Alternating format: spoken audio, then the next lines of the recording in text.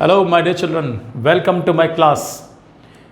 Children, आज आपके सामने, और हाँ, मैं आपको विश करना भूल गया, I am sorry children. Good morning, good afternoon, good evening children. और again this a beautiful and very important question in front of you.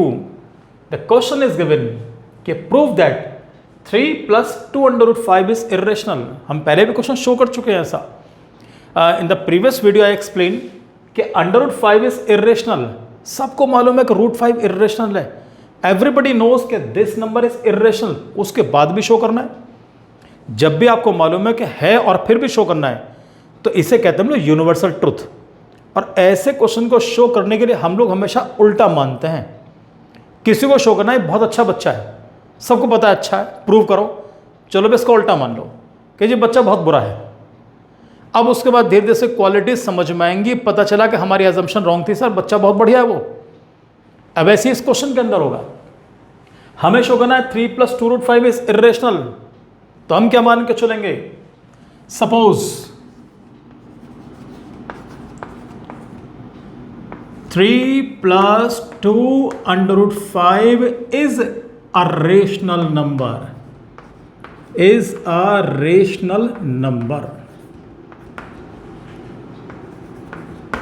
अब मालूम है कि which numbers are known as rational numbers, उसको भी लिख लेते हैं चलो। So therefore 3 + 2√5 is equal to P/Q, where Q is not equal to 0। इसे मत भूल जाना, अगर इसको भूल गए तो फिर यही मिलेगा फिर तुम पेपर के अंदर। उसके बाद आगे ध्यान दो सब बच्चे, वेर P and Q,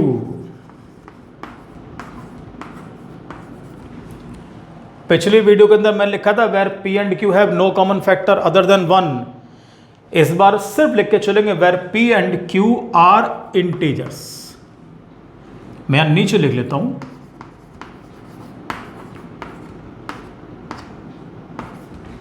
अब ध्यान दो बेटा, बहुत ध्यान से लेके चलेंगे। कई बार आप लोगों ने क्वेश्चन जब प्रीवियस क्लास के अंदर शो करे हैं, हम लोग क्या करते थे, धीरे धीरे टर्म्स को ट्रांसपोज करते थे। पहले 3 को शिफ्ट करेंगे हम। जब मैं 3 को ट्रांसपोज करूंगा तो यहां पर बचेगा 2√5 इज इक्वल टू P/Q -3। जल्दबाजी बिल्कुल मत करना। कई बार बहुत से बच्चे सोचते हैं पहले 3 को शिफ्ट कर दिया अब 2 को ले लो। बेटा पहले एलसीएम लेकर चलेंगे, पहले इसका हम लोग। इसके नीचे लगा 1, एल से मिल गया Q, ये बना P -3Q। कुछ बच्चे बहुत जल्दी में होते हैं, पहले 2 को शिफ्ट करते हैं फिर बाद में एलसीएम लेकर चलते हैं। ऐसा काम नहीं करना। और यहां लिखा 2√5। अब अगले स्टेप के अंदर √5 is equal to P -3Q/2Q। ये आपको मिला। बहुत ध्यान से साफ लिखा है कि where P and Q are integers, P and Q are integers. और जब 2 इंटीजर्स को माइनस करूंगा तो मुझे आंसर इंटीजर ही मिलेगा। एक छोटा सा एग्जांपल ले लेते हैं चलो। सपोज P की वैल्यू मान लेता हूं मैं, P इज इक्वल टू मान लो 10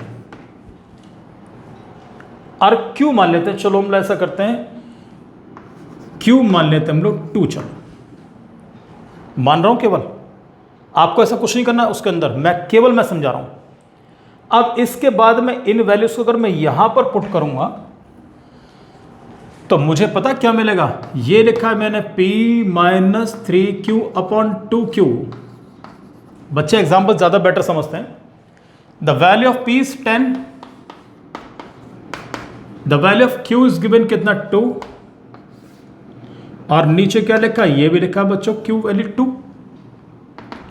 10, व्हाट इज 3 2 जा 6, 2 2s are 4, what is 10 - 6 4। ध्यान देना, 2 इंटीजर्स का डिफरेंस आपको इंटीजर मिलेगा। The difference of 2 integers is also an integer. तो what type of number is there children? 4/4 काट दूंगा तो 1 आएगा, लेकिन मैं बताना चाहता हूं कि this 4/4 is a rational number. यहां पे ध्यान दो, तो यहां लिख के चलना, since the difference of two integers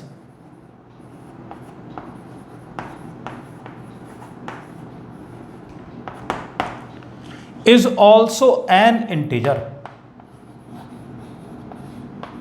is also N. अब सारे बच्चे ध्यान दो, जब मैंने दोनों को माइनस कर दिया तो मुझे सिंगल इंटीजर मिल गया।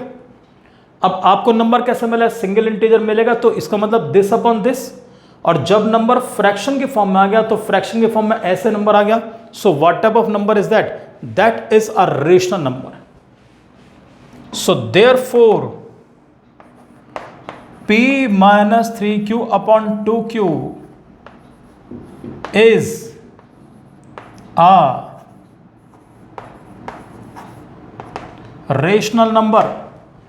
ये नंबर हो गया हमारा rational, and what type of number is under root 5? Irrational number.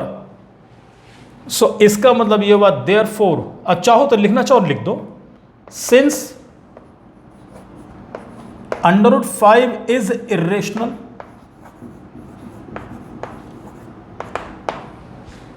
so therefore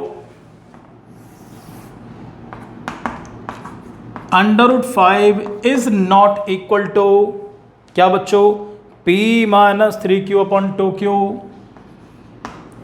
sorry p minus 3q upon 2q। इसका मतलब ये हुआ कि our assumption is wrong, हमारी assumption गलत हो चुकी है। therefore our assumption is wrong, और हमारी assumption क्या थी हमारी? कि 3 + 2 under root 5 is a rational number. ये गलत साबित हो चुका है, तो इसका मतलब क्या हुआ? Hence 3 + 2 under root 5 is an irrational number।